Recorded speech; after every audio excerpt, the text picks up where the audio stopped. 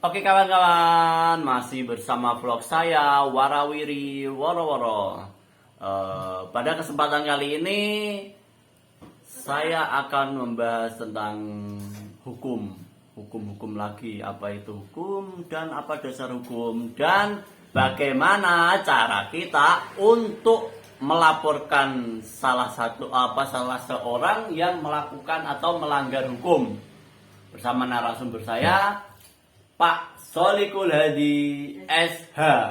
Oke, bagaimana kabarnya Pak malam ini? Oh, alhamdulillah baik. Lama nggak berjumpa. Nih. Oke, gini Pak, saya banyak pertanyaan atau sudah mengumpulkan beberapa pertanyaan tentang biasalah kalau sama jenengan pasti kaitannya dengan kasus atau hukum. Nah, cara kita untuk melaporkan seseorang yang melanggar hukum itu bagaimana Pak? Koridor-koridornya atau step-stepnya itu bagaimana? Itu ada beberapa cara. Sekarang itu kan sudah zaman reformasi birokrasi. Dulu kalau orang kan ada kewajiban untuk datang di kantor, tapi sekarang itu bisa melalui online, bisa melalui kotak pos, dan bisa melalui utusan atau melalui lembaga, diwakilkan atau disubstitusikan ke sebuah lembaga. Jadi ada kemudahan-kemudahan yang dijalin oleh Polri, menyediakan saluran-saluran di mana kita itu lebih mudah dan memang harus berani untuk melapor. Oh, seperti itu. Terus bagaimana solusinya atau istilahnya kita tahu bahwa istilahnya gini, kita kan lapor, terus lapornya Pak pastinya ke pihak kepolisian. Apakah pihak kepolisian itu memberikan suatu berita kepada jenengan atau saya sebagai pelapor untuk klarifikasi terlebih dahulu sebelum mematangkan suatu perkara? Ada dua cara juga itu, di mana kita datang ke SPKT itu ditanggapi dulu dan tidak langsung dicatat. Jadi hanya sebuah laporan berupa lisan, sehingga itu hanya menjadi pertimbangan dan ada jeda untuk melakukan penyelidikan untuk kasus-kasus tertentu yang sebenarnya tidak urgen. Misalkan ya kasus penipuan, penggelapan itu tidak langsung ditanggapi tapi diteliti. Yang kedua, ada yang langsung ditanggapi, misalkan itu kasus kekerasan atau yang mungkin cepat expired jalannya, cepat kadaluarsa itu segera ditanggapi, misalkan dipiring atau perbuatan tidak menyenangkan, itu biasanya langsung ditanggapi dan dia langsung bergerak cepat dan itu ditangani. Pencurian, terus perampokan, pembakaran dan sebagainya kan seperti kasus-kasus biasa. Jadi kasus-kasus yang biasa itu langsung ditangani. Sedangkan kasus-kasus yang istimewa atau kasus yang sulit kan perlu pertimbangan ada waktu apakah itu benar apa tidaknya, karena sekarang itu bukannya lebih rumit tetapi atas pertimbangan presisi, ya presisi, objektivasi dan redistribusi kasus. Jadi seolah-olah mungkin kalau kita di polsek itu kayak kecewa, tidak langsung ditanggapi dan sebagainya, ada pertimbangan lagi, bicara lagi, dan itu tidak semudah kita membalik telapak tangan kalau mengajukan langsung dapat, misalnya tertulis langsung dapat berita acara, itu tidak, ada proses. Berarti ada proses step by step-nya ya. Terus biasanya itu memerlukan waktu berapa lama sih Pak sampai istilahnya kasus itu benar-benar ditangani sama pihak kepolisian? Menimbang berat atau ringannya tadi, ringan atau beratnya perkara. Kalau mungkin perkara itu sangat ringan gitu ya, ringan dan berat gitu. Kalau ringan ya cepat dilaksanakan. Kalau ringan itu berat kan ada waktu jeda bahkan sampai 3 bulan. Jadi paling enggak itu 1,5 minggu ya, 1,5 minggu atau sekitar 10 hari, 15 hari itu baru ditanggapi. Selain itu mungkin ada yang 6 bulan. Sampai 6 bulan ya, kan ngantri. Oh, berarti itu antrean. Kalau emang benar-benar kasus itu kasus berat itu langsung ditangani. Tetapi ada waktu ada waktu penyelesaian atau pelimpahan itu agak lama. Jadi semakin berat itu kadang sampai beberapa bulan bahkan 3 bulan itu belum ada kesimpulan. Karena kalau menyangkut banyak nama pejabat, nama besar dan sebagainya kan Perlu banyak pertimbangan teknis, pertimbangan politis, pertimbangan humanis, pendekatan humanis dan rekonstruksinya tentu lebih berat. Kalau sampai tahu sendiri pembunuhan itu lama toh, kadang itu sampai 2 bulan 3 bulan saja belum menemukan titik simbol itu dikira-kira itu kelihatannya pas, tapi tentu tidak segegabah itu. Jadi itu kalau pelaporan itu kami sendiri kan sering itu kayak putus asa dengan laporan. Laporan itu sampai 10 tahun, 12 tahun bahkan kejadian yang sudah lama juga bisa direkonstruksi kembali. Dan konversi kasus. Jadi ada kasus yang dikonversikan atau suruh memilih alternatif kasus. Ini sampai melaporkan beberapa kasus yang sama, misalkan ya sejenis lah.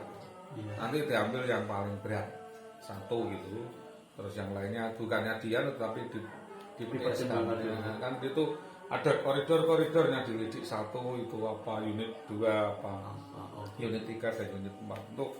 Tentu itu kompetensinya berbeda gitu loh, tidak berarti diarahkan biar supaya lebih mengerucut lagi. Ya, yang mengerucut dan definitif terus detil gitu loh. Dan itu membutuhkan kejelian.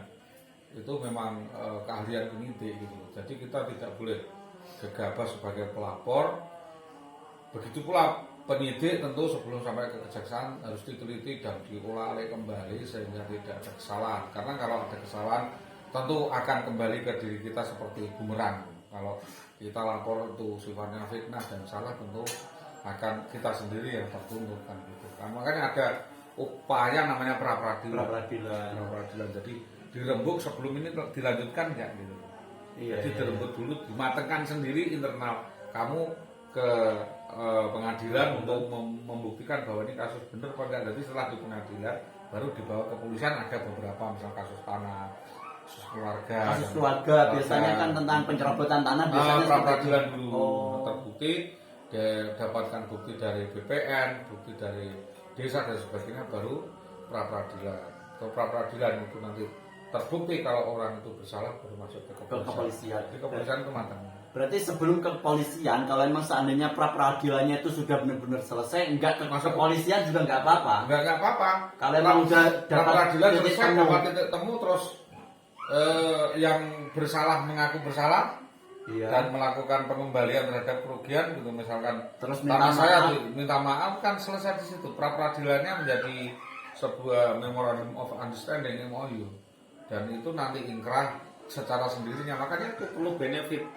Jadi ada benefit dari hukum itu sendiri dilihat dari benefit dan keuntungannya, tidak serta-merta hukum itu terus buta mata dan buta hati. Sekarang pakai perasaan juga. Istilahnya tidak langsung wajar gitu ya Pak ya? Tidak, sekarang bagus kok, ada presisi. Jadi ada pertimbangan yang sama, apakah ini memenuhi unsur atau tidak, itu tentu menjadi pertimbangan. Secara praktis orang tidak bisa ya ngawur di dalam menunjuk atau menduga dan sebagainya, karena dugaan itu sendiri kalau tidak terbukti tentu akan mengenai yang menduga itu.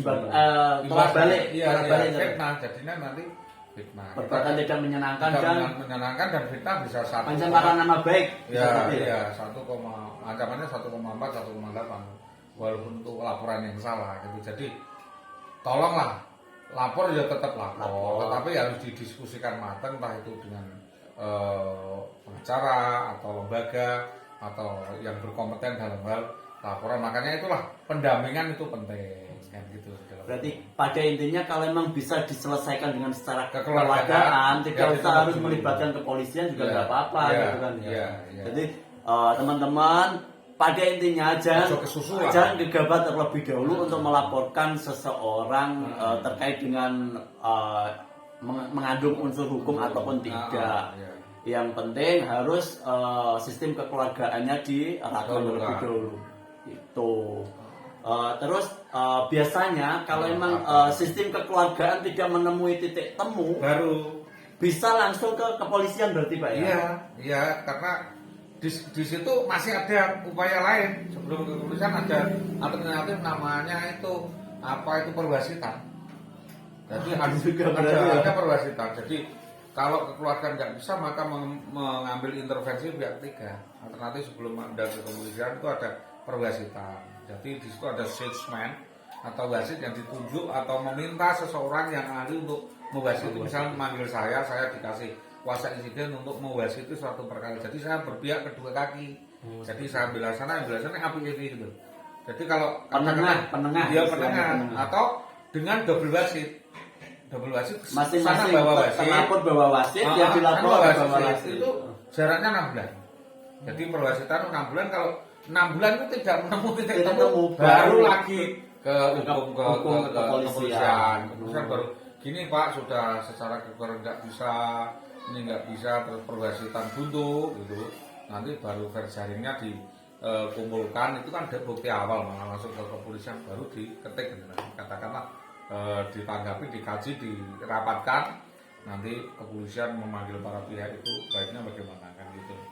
Itu selama ini kita praktisi bukan penasihat hukum, tapi praktisi sering mendampingi itu seperti itu. Ternyata kalau kita melihat permasalahan langsung bawa kepolisian ya mentah toh. Kita nggak bawa bukti, nggak bawa berkas, rumit. Jadi harus dikaji dulu ini memenuhi unsur tidak, kalau bisa kan sampai ke sana itu sudah lengkap gitu. Jadi bawah itu. dari kepolisian pun tidak terlalu banyak kerja gitu ya, langsung bisa membidik seseorang tersebut gitu ya. Terus apakah bisa seseorang istilahnya dari sini istilahnya dari kawasan Pati lah Pak untuk melaporkan dari kawasan lain kota, apakah bisa seperti itu Pak? Itu delik khusus bisa, untuk delik khusus ya, misalnya mafia atau skandal atau intelijen dan sebagainya atau git itu bisa. Jadi atau yang dilakukan lembaga atau badan otonom bisa. Misalkan sampean kejadian di sini karena mungkin merasa pokoknya tidak penak ya, Anda melaporkan di Medan atau di seluruh Indonesia bisa. Ya cuma orang etis gitu. Tidak etis itu ya dianggap orang gendeng gitu. Tapi sebenarnya gendeng-gendeng juga waras. Jadi itu bisa dan ditanggapi karena seluruh wilayah kesatuan Republik Indonesia itu bisa menerima laporan di mana saja. Cuma wong ini orang gimana gitu kan, kewenangan pada akhirnya cuma dianggap salah alamat karena itu memang kejadian dikembalikan ke sini. Tapi kan bisa dikaji terlebih dahulu itu.